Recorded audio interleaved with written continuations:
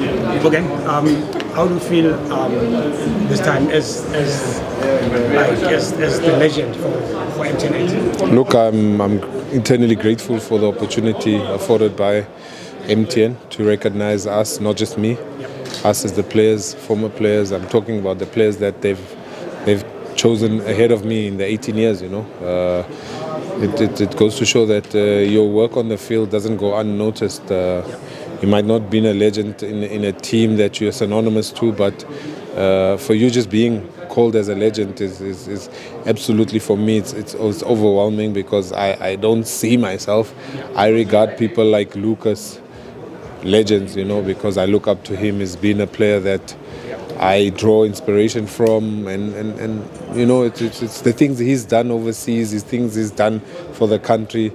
Those are legendary moments, and I took a leaf out of his book, and I said to myself, when I don the field and when I get an opportunity, 5% of what he's done, I'll be more than happy. But going back to the thing at hand, I think MTN has made me relevant.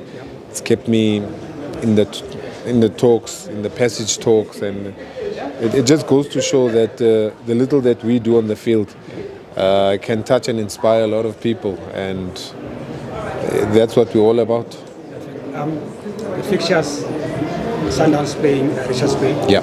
First time Richards Bay being in the top 8. What's the take of the fixture? Great fixture. I think the Rich Boys can set the bar for themselves. It's up to them to try and do the best that they can as debutants in this tournament. And it's a precursor for the season. You must remember, Sundowns didn't really rest. So, when a Rolls Royce, you don't need to do much to a Rolls Royce. You just need to start the engine, and it tells you whatever it is. I'm not saying they're going to steamroll over the Natal Rich Boys, but it just remains to be seen. Sundowns, you can take nothing away from them. They're absolutely well-oiled machine from top to bottom. And it just goes to show where they've been. They come back from the Club World Cup. They flew the flag of South Africa, and for the beloved Mamelodi Sundowns. But now comes time where other teams also have something to say. And what a way for Richards Bay to come into this and say, guys, we are playing against players that played against the players that we watch. And that to them must be a driving factor. You don't need motivation. You need motivation to say, we can do this. It's possible. Yeah. Another underdogs, Polokwane City, playing the 3 times champions. What's your take on that one? Oh, yes, Coach Putti. I think I'm very synonymous to him, and I've got utmost respect for him. He goes into the Lions' den at Orlando Stadium, and you know how the Lion is, man. Once the Lion wakes up and he sees the prey in front of him, it's either it's going to rip it apart. But Polokwane City and Coach Putti, what he has in his armor, his former players, he knows how to plan against them. Should they be on the field, it's the season of the underdog, man, and the underdog is going to show what their might is. Yeah. You just mentioned Coach Putti. He has been holding on Apolis for a very long time, and now he's in the opposite side. What do you think Apolis will do to them? I think timing was everything.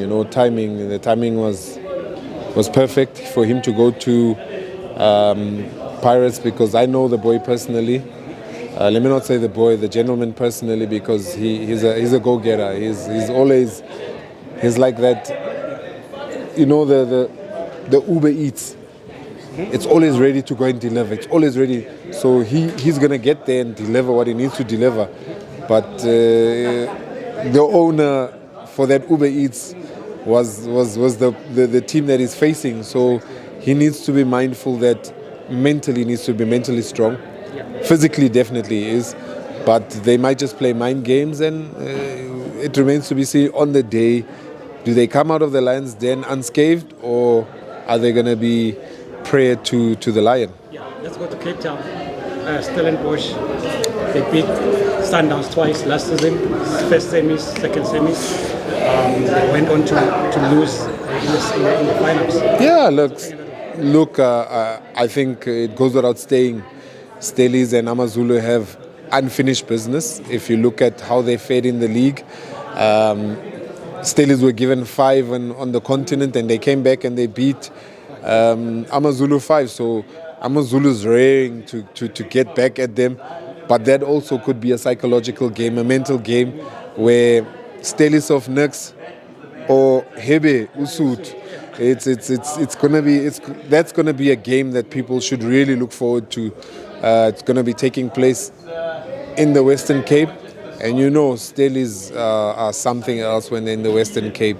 A lot of teams go to Stelis with saying, "Hey, if we can get a point," but this time around, it's wafa bazokfila, and one needs to be felt, and one will be felt. Perfect. And then in Pulwani, Skupune against TS Galaxy, we know Skupune has lost up their team. Yeah. Yeah, it's good to see what they've done in the transfer. They've signed pretty well. They've signed, I think, if you had a garage filled with so many cars, the Ferraris, the Rolls Royces, you wouldn't really want to leave your garage, but they now need to maintain and keep them happy, you know.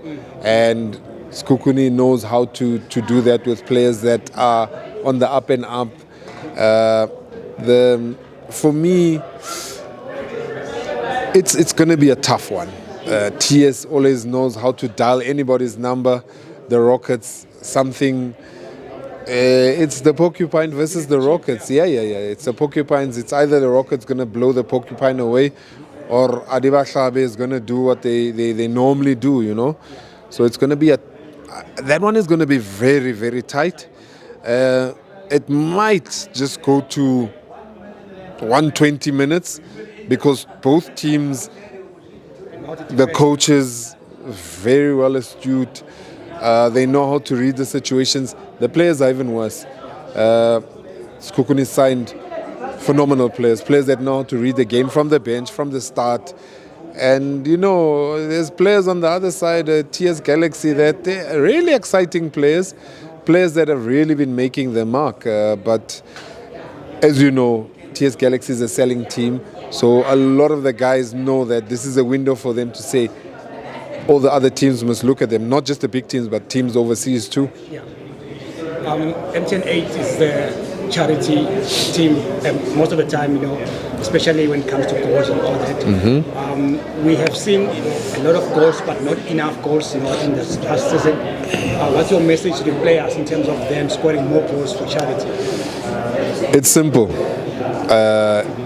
Go and blow one another out of the course. I think the more goals we get, the more charities will be benefiting from this, and you must remember it's the charities that we come from, all the townships that we come from, the regions that been chosen is the regions that majority of the players that are playing come from, and it's only going to help your community, you know, because the more goals we have, the better for the communities. And not just that, it makes 10 million Bafet, 10 bar. Put yourself into the head for the next to get the 10 bar, and you need to score goals. That's all we play for. The more goals there is in regular time, the better for the communities. Lastly, we have MTN8 last man standing. What's your message to the fans? Oh, listen to the fans. I think come out in your numbers, do your research, do your packing and unpacking. I think it's a time for the fans to live on the road because, yes, it's going to be hard. It's not going to be easy, but it changes lives. You know it.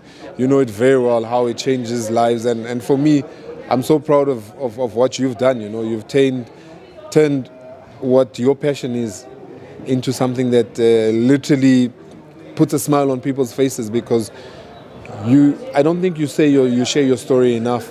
And I think people need to hear it, and the new generation also need to hear it because MTN now is about the passion, the banter, the style, bazokfila, you know.